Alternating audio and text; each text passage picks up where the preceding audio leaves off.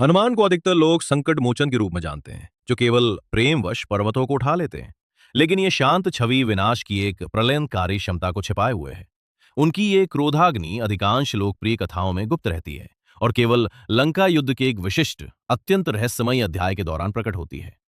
युद्ध अपने निर्णायक मोड़ पर पहुंच चुका था। हताहतों की संख्या बढ़ रही थी और राम की सेना की दैवीय शक्तियां अपनी शारीरिक सीमाओं के अंतिम बिंदु तक पहुंच चुकी थीं। जब ये शक्ति अंततः सतह पर आती है, तो हनुमान की पहचान एक वफादार योद्धा से बदलकर ब्रह्मांडीय संहार की एक संभावित शक्ति में बदल जाती है।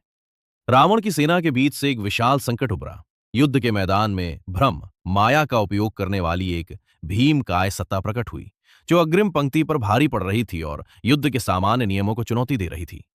देवताओं ने अपनी पूरी शक्ति झोंक दी। सामान्य रणनीतियां विफल रहीं। दैवीय अस्त्र उसके कवच से टकराकर चकनाचूर हो गए और पूरी तरह निरर्थक सिद्ध हुए। देवताओं को ही विफल होते देख राम की सेना का मनोबल टूट गया।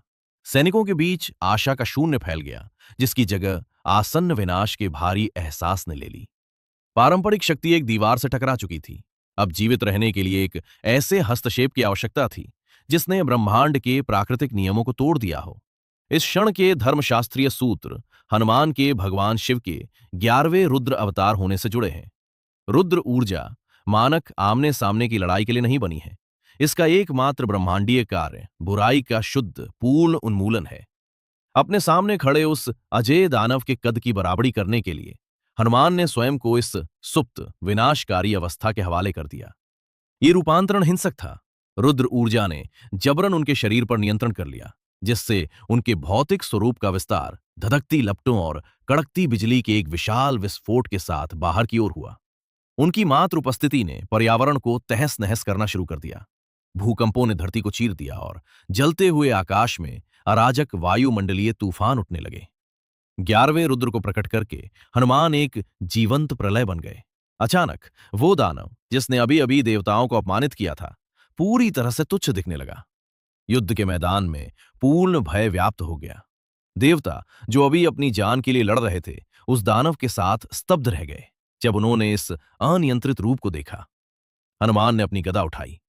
वे पूरी तरह से ब्रह्मांडीय अग्नि में समाहित थे, जिससे कच्ची गतिज ऊर्जा विकीर्ण हो रही थी।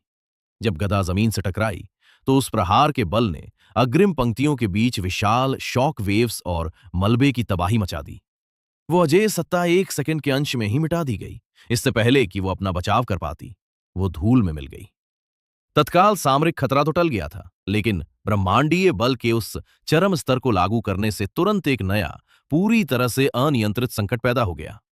दानव मर चुका था, लेकिन रुद्र अवस्था निष्क्रिय नहीं हुई। यही रुद्र रूप का खतरा है।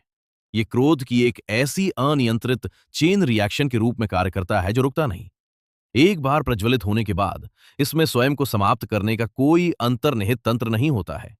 उनके क्रोध की आग बाहर की ओर जलती रही, जिससे ब्रह्मांड के ताने बाने को ही खतरा पैदा हो गया। जिन सहयोगियों को उन्होंने अभी बचाया था, वे अब इस डर से आतंकित थे कि वे उनके अंधे क्रोध की भेंट चढ़ने वाले हैं। पूर्ण अनियंत्रित शक्ति, चाहे वो पूरी तरह से नेक इरादे से ही क्यों ना बुलाई गई हो, अनिवार्य रूप से स्वयं सृष्टि के लिए खतरा बन जाती है। केवल एक विपरीत ब्रह्मांडीय शक्ति इस बढ़ते क्रोध को बेअसर करने में सक्षम थी, श्री राम। राम आगे बढ़े, गरजती हुई अराजकता के बीच पूर्ण शांति की एक मौन आभा बिखेरते हुए उस विशाल धधकती अग्नि के सामने शांति से अपना हाथ उठाया। परम ज्ञान और शांति की उपस्थिति परम विनाशकारी शक्ति को पूरी तरह से शांत कर देती है। वो अग्नि बस प्रकाश में विलीन हो गई। हनुमान की असली गहराई उनके दैवीय संयम के प्रति स्वेच्छा से समर्पण करने में निहित है। विनम्र सेवा के पक्ष में अनंत विनाशकारी शक्ति को रोक कर रखने का सचेत निर्णय।